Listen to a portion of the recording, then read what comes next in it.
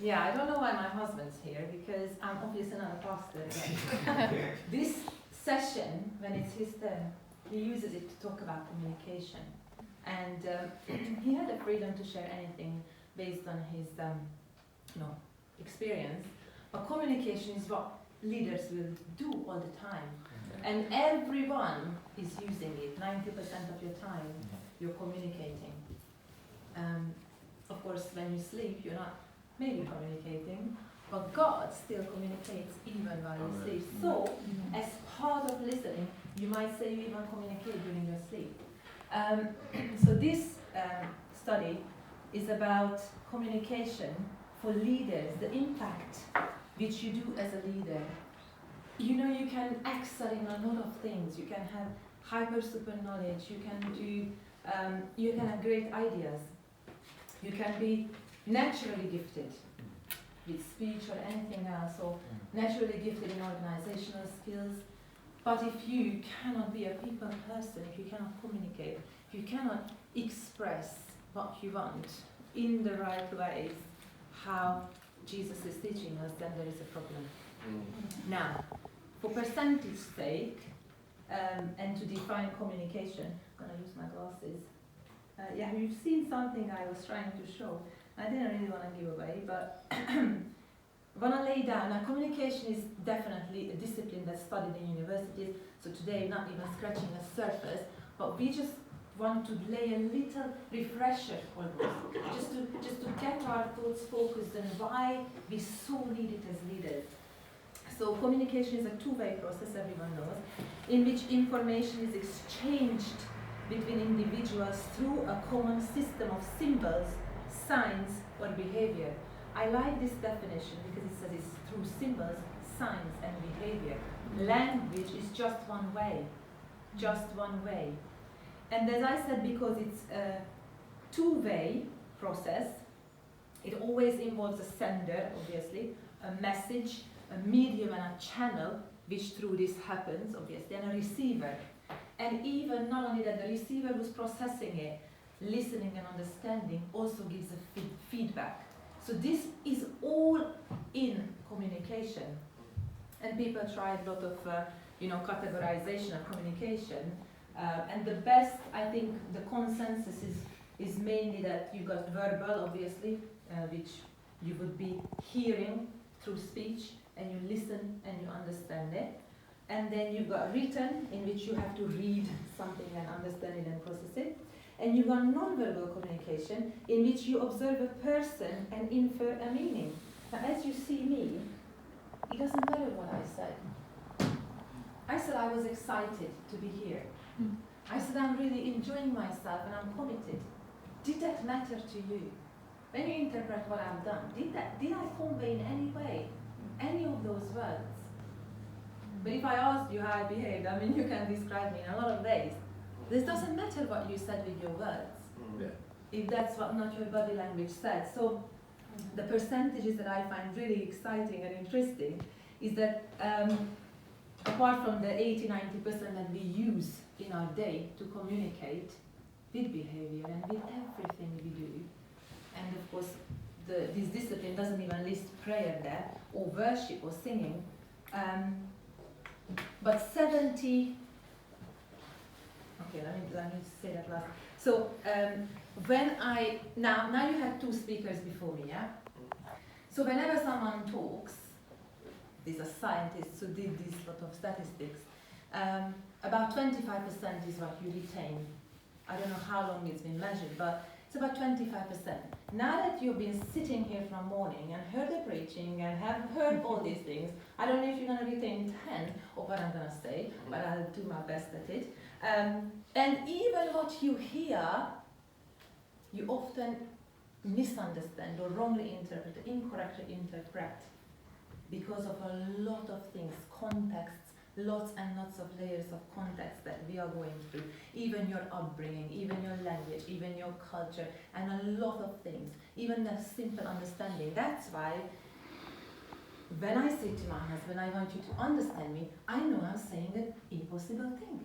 He will not really understand me. But obviously, as I said, I never thought he's going to sit here today, but We do not understand the other person. God understands you. God understands you by a sigh. God understands you in your sleep. God understands you in every way perfectly. But we humans wouldn't. So 55% when you're interpreting something and understanding is non-verbal. You only pay 7% attention on the words you hear. 55 is non-verbal. And 30 something, 38 or whatever, who's good at maths, is what you do about pitch and tone of a voice and, you know, all those facial expressions and all that thing, yeah? Now, Pastor Vicky spoke very loudly towards the end, not when he was sharing his history, but very loudly with passion. We have personalities, we all have personalities, which we will use in the ministry that God has called you. I don't know what exactly all of you will be leading here, but as a pastor, you know, different personalities will shine through. Different even styles of churches will happen through what that calling of that church is. But so we are not saying that in this lesson that all of you have to communicate in the same way. But pitch, tone, volume, and all of these things speak to us. So if a leader has all the skills under the sun, but speaks harshly, will not get too far. That will not be a fruitful thing. And that's why we just decided, Johnny decided to dedicate his chunk of time to talk about communication. You know, you cannot be demeaning, you cannot be belittling people, but you cannot be timid either. Now I will tell just a very little few minutes about me as a drama ministry leader. Obviously I do home group leading as well. I do Sunday school. In each setting you have to use very different things. I speak differently to 7 to 11 years olds when I do Sunday school. I speak differently in a home group. I speak differently in a public setting, or when I preach, or when I teach. These are all different things. But in my drama ministry, I find that I'm great at organizing things as a leader, and I said to so many times, oh Lord, give this ministry to someone else. But because I'm good at organizing things, but when I have to correct someone or say no or something like that, I'm very, very, very timid at it. So I struggle at that part, and this summer the Lord has given me so many testimonies around that, just to help me out to balance out that kind of aspect. When someone wouldn't really act well or totally doesn't follow instruction, and you just told like 3-4 times what to do. And I didn't want to start with this, but let me start with this now because I'm into it. God answered our prayer in such a way as well that obviously I have roles that I have to fill, and I had male roles and female roles, and there was one person, bless him, whom I said, you know, I would like you to play this role, and he said, no, I want to do a female role. And for that sake, he just was adamant. But I have met people who even said to me, I'm not going to be Jesus. And I said, I desperately need a Jesus. I desperately need Jesus. And they just wouldn't. No, Jesus is too holy for me. I'm like, okay, Lord. So, and I'm quite timid to sort these things out. But this man said, I want to do the female role. And I had 3 ladies lined up for the female role. And he's telling me, I'm only going to play that. And I said, okay, all right. I rewrite the drama for you because the guy needs to flirt with the female evangelist. So I said, okay, in that case, you want to play it. I rewrite the drama for you. So I wasn't in my leadership position, wasn't kind of the strongest there, but I did that. The time has come. We have to be on the street. I still don't have the one male role, but you know, you move in faith. So I approached this person. I said to him, do you know what? We have enough for that lady, but you know, I don't have that guy. And on the spot, he said, okay, I'll do it. He never practiced it, but bless him, all throughout the summer, he became my male role, which he refused all throughout the summer. I'm sharing these things with you because the Lord really surprised me, not only with these things, but so many testimonies he gave me throughout not even this summer, because I'm leading drama ministry for about 6 years now, but I'm saying I know the Lord tells me I need to improve in those areas as a leader. Whatever you're going to be leading, you have to delegate, you have to instruct, you have to challenge, you have to encourage, you have to uplift your team, you have to motivate, you have to, you know, you have a lot of things that you have to do with communication. Where I struggle is to say, nope, now that's my decision, But I think the listening skills is extremely important for a leader. Whatever is your ministry, even as not, just don't think about counseling, but listening skills in every sort of way for leading, evangelism or anything else. So for me, I always listen to people to give me a feedback or what they want to change. But sometimes the Lord said to me, you have to stand up when you don't. I just say, I pray about it, I think about it, but at the end of the day, I might have to make that decision, which is not what they say. But at least you listen. At least you give that. So anyhow, the Lord really helped me in that area. That I know I struggle with that. Maybe I'm stronger in public speaking, or maybe I'm stronger in other areas. But as a leader, when you pick up your ministry, when you have to correct, you have to correct. When you have to challenge someone, you have to do it. Maybe, that's the area where the Lord has supported me. So anyway, so talking about this communication, I also have Bible verses, and I'm going to try Sister Justin to read backwards for me in a Hebrew way or something. Because I was told to avoid you, so I choose you. And Jess and okay, so we're gonna read. The first one is, I don't know who I gave that, but the first one is Psalm 19, 1 to 4. Yeah, that's me. Psalm 19, 1 to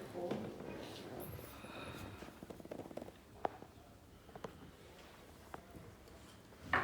The heavens declare the glory of God. The skies proclaim the work of his hands.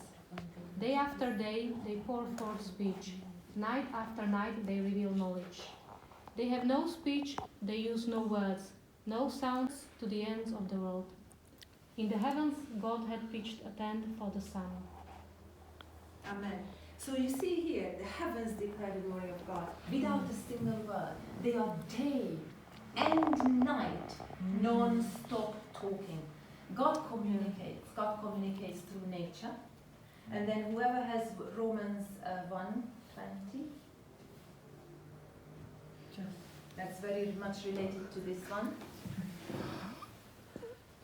For since the creation of the world, God's invisible qualities, his eternal power and divine nature, have been clearly seen, being understood from what has been made, so that people are without excuse. Amen. He is being understood by what he made. So the people are without excuse. And again, this is just one way God has chosen to communicate. But for example, in my life, this played a big role, because I was atheist. And just because I studied so much, I developed with age and I studied biology, I realized it's impossible to be without a creator. And all the DNA and the crystals and everything, that was my first step. Of course, it doesn't say to me, Jesus Christ, but it says there is a God. And that's a very good first step. And so God communicates, but God communicates in so many ways, which I already said, and he's perfect at it, that we have to see how he has done it. And the best way is to look at Jesus' example, because he has never told the same way in many situations. So here we know that God talks through scripture, obviously, that's number one. Either read when you're reading it, or when you're hearing it preached. He talks through scripture, he talks through people. He talks to your friend, or your mom, or whatever, or your pastor. He talks through dreams. He talks to us and communicates to us through feelings, experiences. Sometimes it's a direct encounter with him. When you're in your prayer, when you hear him, in your heart, or even audibly. And sometimes through your circumstances, because he orchestrates our circumstances in such a way that there is a message. There is a message which you start understanding. And he's good at it, he's the best at it. So think about how Jesus Christ communicated differently. For example, to the Pharisees and Sadducees. You don't see him speaking like that to someone else. He's the only, you hear him saying, "Oh, offspring of vipers. Oh, you painted white walls. Oh, you hypocrites. Vow to you. You don't practice what you preach." relates to communication. And how did he speak in public, to crowds? How did he speak one-to-one? When Nicodemus went to him, how did he speak to the lady that was about to be stoned? How did he respond to Peter when he said, "Get behind me, Satan"? He didn't even talk to Peter really at that moment. So the way he differently talked, we have to talk individually. Whether you're going to have a counseling role, especially remember that. Because we're going to look at a few bad examples of communication, but one of them is that people think about a good solution that works and just categorize everything that comes to them in a counseling session and cannot see the person individually. And that's one very common mistake. Oh, I know that kind of a problem, and the problem has a solution. No, you have a person sitting in your front. That person is complex. So think through it, pray through it, observe, listen, and weigh up what is that individual solution, not just a solution. And he used the whip in the temple, that kind of thing he didn't use often, that kind of tone, the anger, he didn't use often. That he had children in his lap, and so on, okay? So we learn from Jesus, and we learn also from our mistakes and our experiences, and how we grow up. But one thing is sure, as a leader, your impact will be much bigger than anyone else who is just not having that kind of role. If you're leading, you're watched, you're observed, you're seen. And if you make a communication problem all the time, that's going to be even more far spread and more visible and more talked about. So we have to be very careful as leaders. A big chunk of our ministry's success totally depends on communication. Success, success, fruits, results, gigantic way, vital way depends on communication. This is very important. And how we manage, obviously how that relates to, spills out on how you manage relationships, all those people skills. Now, can you tell me a few barriers, practical barriers that could hinder a good communication? Anything, fire away. Noise. Marvelous, exactly. Noise, anything else?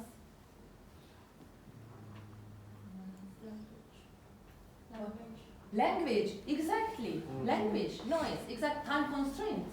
Look, you should be going home in 5 minutes. I'm sorry you don't want to do that, but yeah, time constraints. While I'm rushing, I just you need to hear me. All of these things, this is not good. If you know you have a very important talk, don't do it like today. I have to speak to someone, and constantly I'm speaking till half of my eye was on my children. That's not very good. All these things. Will I get signal on the tube? Think about it. Important things as a leader. You find a good moment for it. You do it aptly. You do it properly. Language, hearing difficulties. Do I need an interpreter? If you use an interpreter, you're meaning this. You know, there is already some. It's not gonna be exactly how you're gonna say. And your own state and your mood, or whatever. If you just heard the bad news, but you still have a meeting with someone. All of these things. And of course, if you constantly give examples that the other person has nothing to do with. So, for example, I constantly talk about. You know, when you got children, and the person you're talking to is 17 or 18, and you come up with your examples like having children all the time. You know, you need to know what the person's kind of reality is. Or if I try to talk to maybe someone who's illiterate or whatever, in a professor of biology or microbiology, so you have to have a proper channels. And what's my attitude, obviously. Or what another barrier is. And I say this a lot of times at evangelism. Is the person you're talking to drunk? Is the person drugged on? Is the person, deaf? Is the person mentally, I mean, your message, that's a barrier. That's just a barrier for your communication. You might not get your message across. Or is it freezing cold and they can't concentrate? Or are they tired like Casey and they can't concentrate? I'm not saying you're tired, but it's hard. It's hard. You got a long day, yeah? So the parable of the sower tells us that we can try to put a message across, but the success of what grows out is what that person do with our message. I can be pushing, getting my message across, but it has to go into good soil. A seed is always good. But what they do with your message, even if I impact you now today on the spot, but what will you do with it later on? That's then I can say, yes, I was successful. If you then, maybe in a year's time, put it into practice or apply it.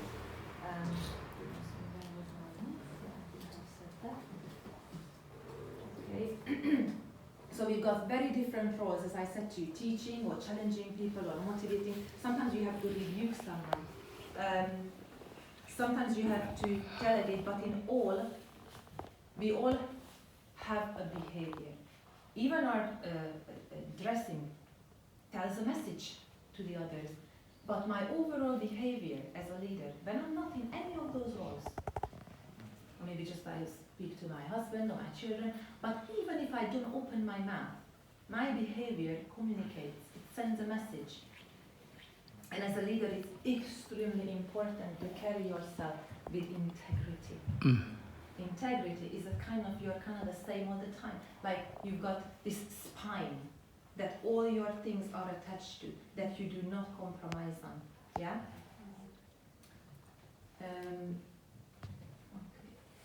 So, about the listening, because we have just very little time, about the listening that we use as leaders, whether to sort out a problem or whether you are one-to-one and doing counseling, it's extremely vital.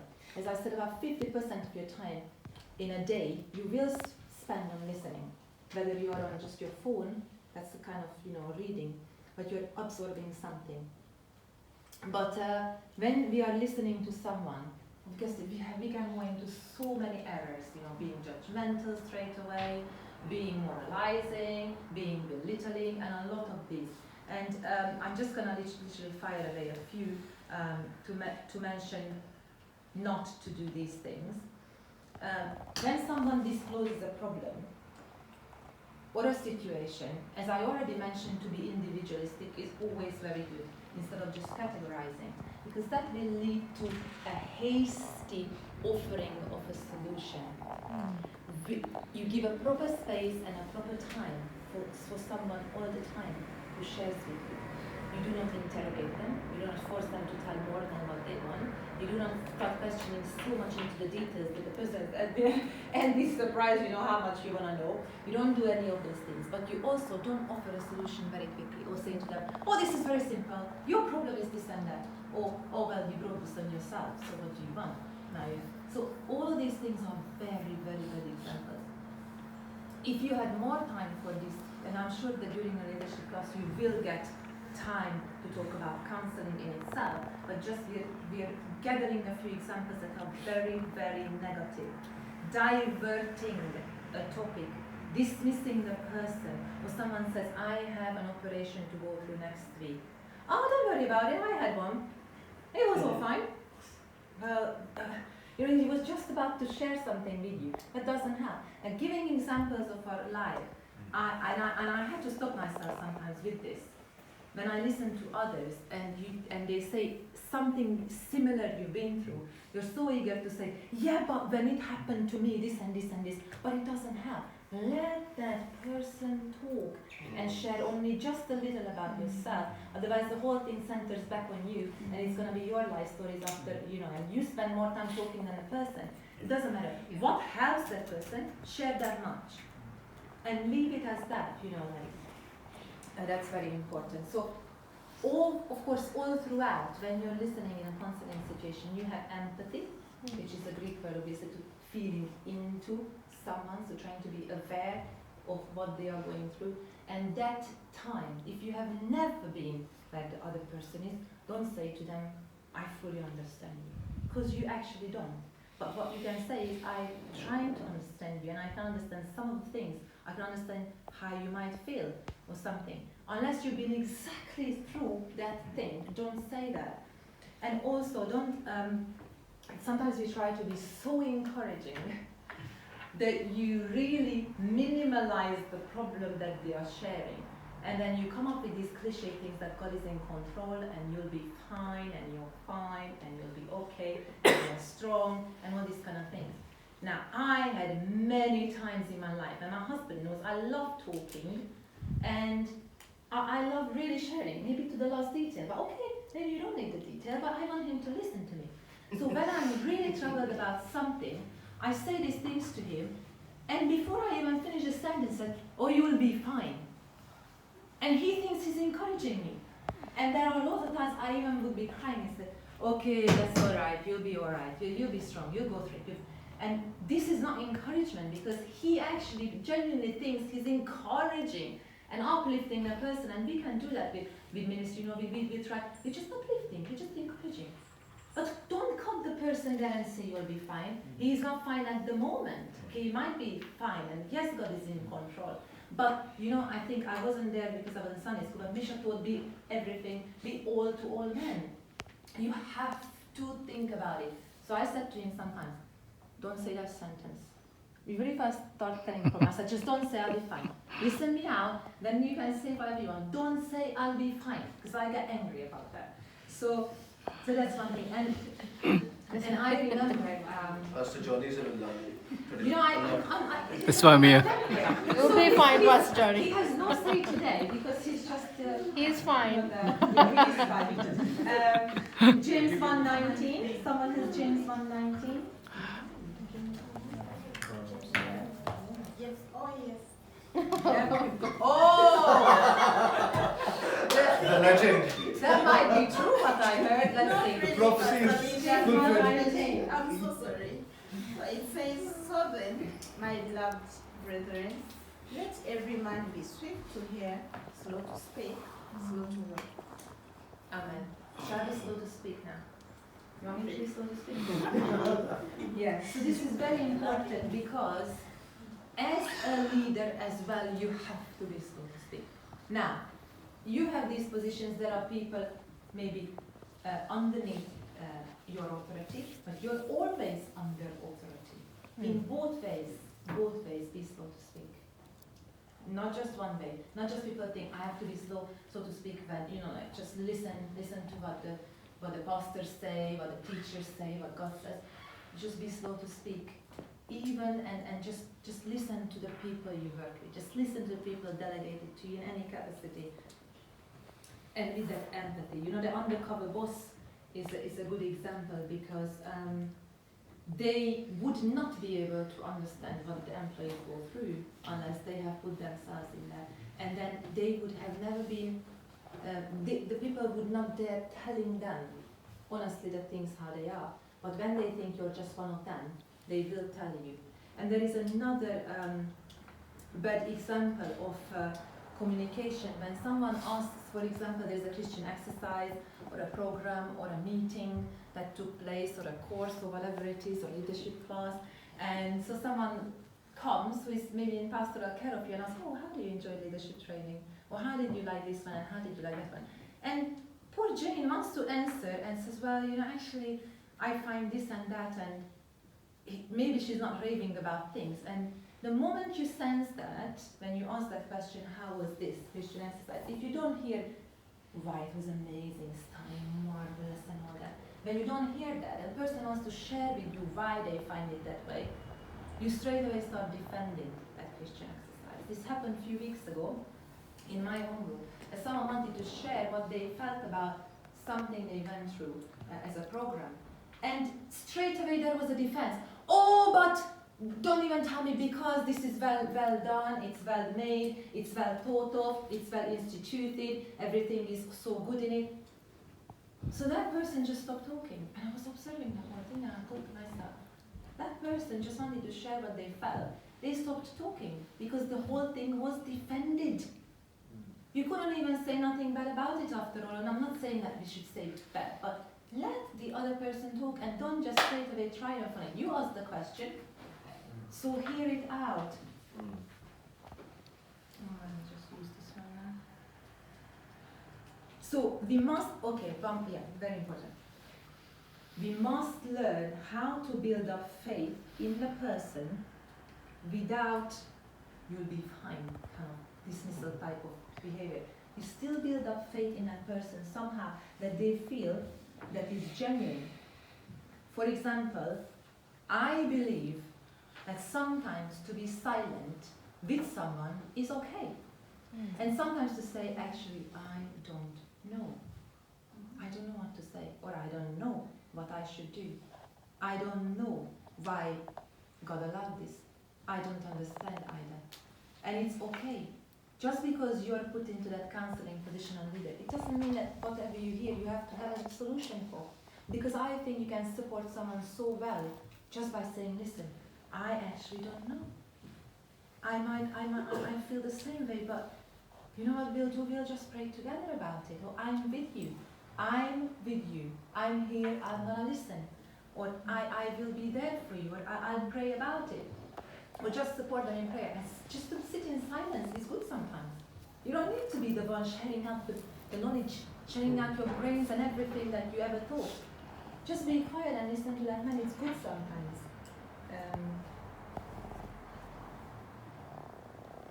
Okay, then obvious things, you know, like when you're listening to someone, obviously, now it's a practice in my family. If I really want to share something, I'm not going to talk. If I see this, yeah, I'm not going to talk.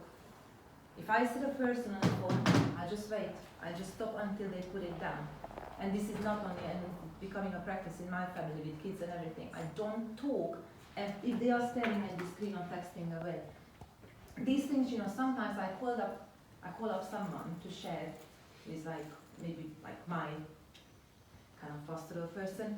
And what would you feel if you hear the clicking of a keyboard while you're talking? You're sharing your heart out and the person is typing. Or, you know, all of these things, or yawning, or not looking at you.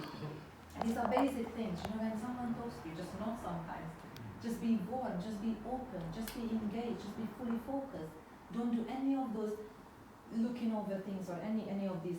I know these are basic things, but your posture, your face, your eyes, they are all in this process. Sometimes you think of an answer while you hear a person, yeah? But sometimes it's very visible. So while that person speaks, and you're already really thinking of the answer and just want to wait that he will finish and you can say. Now we all think of an answer, that's natural.